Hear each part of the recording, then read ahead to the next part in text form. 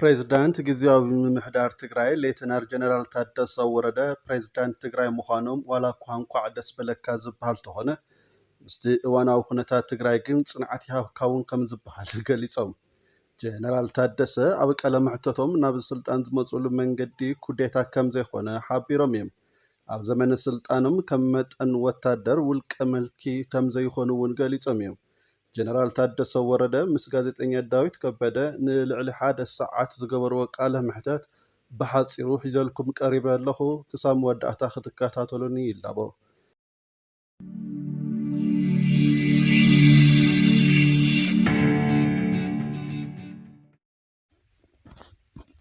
ፕሬዝዳንት ጊዜያዊ ምምሕዳር ትግራይ ሌተናል ጀነራል ታደሰ ወረደ ፕሬዝዳንት ትግራይ ምዃኖም እንኳ ብፅሕካ ዋላ እኳ ዝበሃል እንተኾነ ምስቲ ዝኸፍአ ፀገም እዋናዊ ኩነታት ትግራይ ብብርኪ ፕሬዝዳንት ክትቕበል ከለኻ ጽንዓት ይሃብካውን ከም ዝበሃል ሓውሲ ቀሊ ገይሮም ነቲ ኩነታት ይገሊፆምዎ እዮም።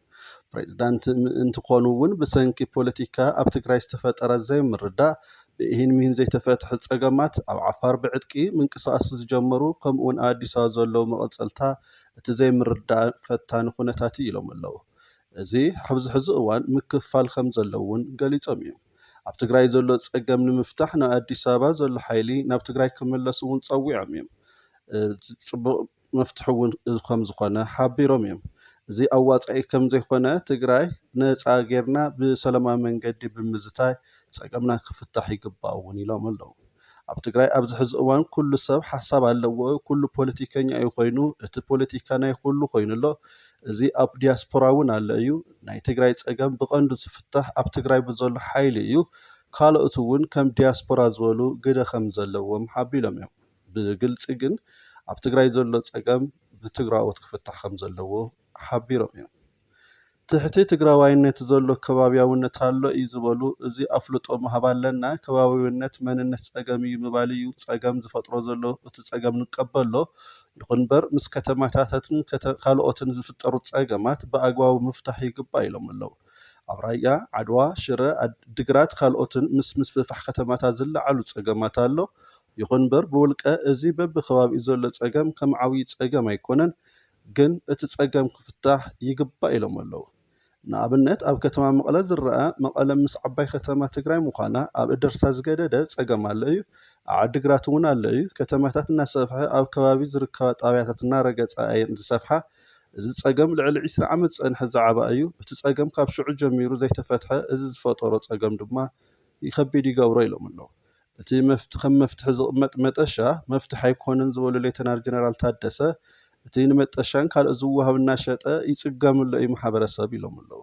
ከተማታይ ኣይኮንን እውን ኢሎም እዮም።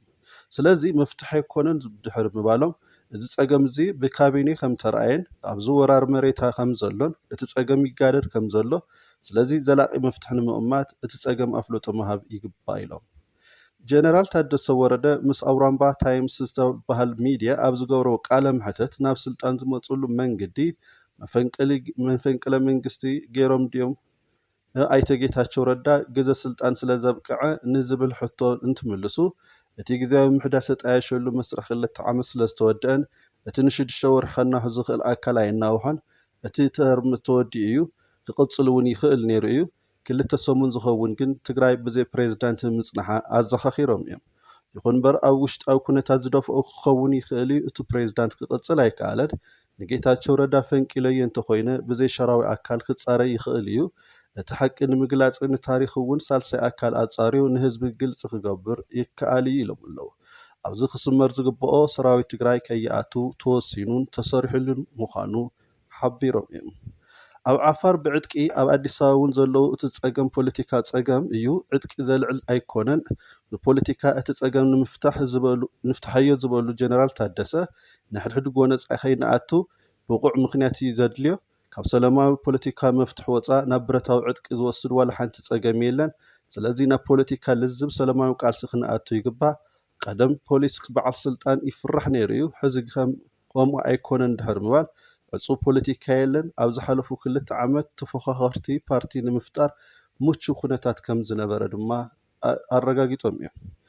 እቲ ኣብ ዓፋር ዕጥቃዊ ቃልሲ ዝጀመረ ምፅዋዕ ኣፍልጦ ክወሃቦ የብሉን ዝብሉ ኣለዉ እዮም። ይኹን እምበር ኣፍልጦ ምሃብን እቲ ፀገም ክፍታሕ ዝኽእል ኩነታት ምፍጣርን ብምሕረት እተው ኣይኮነን ዝበሃል ዘሎ ጉዳዮም ብሰላማዊ መንገዲ ሕቶኦም የቕርቡ ይወደቡ ናብ ዕጥቂ ከኣትው ግን የብሎምን ኢሎም ገሊፆም ኣለዉ። ፀገማት ትግራይ ንምቕራፍ ህዝቢ ኣያ ከም ዘድልዮ ዝሓትት ዝበለ እቲ ጋዜጠኛ እቲ ተስፋ ምቑራፅ ዝፈጠሮ ከም ዝኾነ ድሕሪ ምግላፅ ኣያ ክኸውን ዝኽእል መንግስቲ እዩ ኢሎም ኣለዉ። ኣብ ዘመን ስልጣኖም ከጋጥሞም ዝኽእል ማሕለኻታት ተመዛበልቲ ላዕለዋይ ግዝኣት ዘይምምላስ ፖለቲካ ሰብኣዊ ኢኮኖሚ ድሕነት ፀገም ከቢድ ይገብሮ እዩ። እቲ ተመዛቢሉ ንዓመታት መንበሪ ሃውና ዘይኮነስ ንመረበትና ምለሱና ዝብል ምህላው ከም ፅቡቅ ዕድል እዩ ኢሎም ዝገለፁ ጀነራል ታደሰ እዚ ጉዳይ ተመዛበልቲ ግዝኣት ላዕላውነት ምምላስ ፈተና ክኸውን ይኽእል እዩ ክልቲኡ ብሓባር ምዃን ፈተና ከም ዝኸውን እውን ገሊፆም እዮም። ኣብ ጉዳይ ተመዛበልቲ ምክትል ፕሬዚዳንት ኮይኖም ስለ ዝፈልጥዎ ኣብ ዝሓለፈ 2 ዓመት ይቆራረፅ ዝነበረ ርክብን ውሳነን ኣብ ዘመነ ስልጣኖም ከይቆራረፅን ቀዋሚ ኣጀንዳ ክኸውንን ክገብሩ እዮም። እዚ ድማ ናይ ትግራዋይ ሓበራዊ ውፅኢት ክኸውን እዩ ኢሎም ኣለዉ። ኣብ መወዳእታ ውልቀ ምልኪ ክትኾኑ ዶ ትኽእሉ ኢሉ ንዝሓተቶም እቲ ጋዜጠኛ ፕሬዚዳንት ግዝያዊ ምምሕዳር ትግራይ ጀነራል ታደሰ ወረደ ወታደር ዋላ እኳ እንተኾንኩ ውልቀ ምልኪ ክኸውን ኣይደልን ኣይገብሮን ድሕሪ ምባል ይኹን እምበር ኣኼባታትን ትልምታትን ሓፀርትን ብቁልጡፍ ክኾኑ ከም ዝግባእ ነዚ ድማ ከም ዝሰርሑ ገሊፆም እዮም። እዚ ቃለ መሕተት ኣብ ቢሮኦም ዝተገበረ እንትኸውን ብድሕሪ እቲ ቃለ መሕተት ኣብቲ ዕለት ዝተኻየደ ሰልፊ ዓርሲ ምትሕግጋዝ ሳልሳይ ዙር 7ይ ካሬ ሓሓሊፉ ይስማዕ ነይሩ እዩ። ጋዜጠኛ ዳዊት ከበደ ቃለ መሕተት ገይሩ ካብቲ ቢሮ ክወፅእ እንከሎ እቶም ሰልፈኛታት ተቃውሞ ከም ዝገጠሞ ትማሊ ምግላፅና ይዝከር እዩ። እዚ ኸበርኩምን ዝኸበርክን ተመልከቲ ዩቲብ ሓድሽ ነገር ኣብ ወፃእና ውሽጢ ዓድን ኮይንኩም ትከታተሉኒ ዝኸበርኩም ክቡራት ኣብ ዩቲብ እዚ ዝተፈላለዩ ሓበሬታት ክውንዝዐ ንዚ ክሕግዘኒ ድማ ሳብስክራይብ ክትገብሩ ከምኡ ላይክ ሼርን ብምግባር ካልኦት ሰባት ንክርእይዎ ክትገብሩ ይላቦ። ኣብ ኮሜንት ድማ ርእይቶ ክትፅሕፉለይ ደጊመ ይሓትት። መሪፅኩም ንምሳይ ስለ ዝፀናሕኹምን ስለ ዝተኸታተልኩምኒ ኣዝየ ዘመስግን ክብረት ይሃበለይ።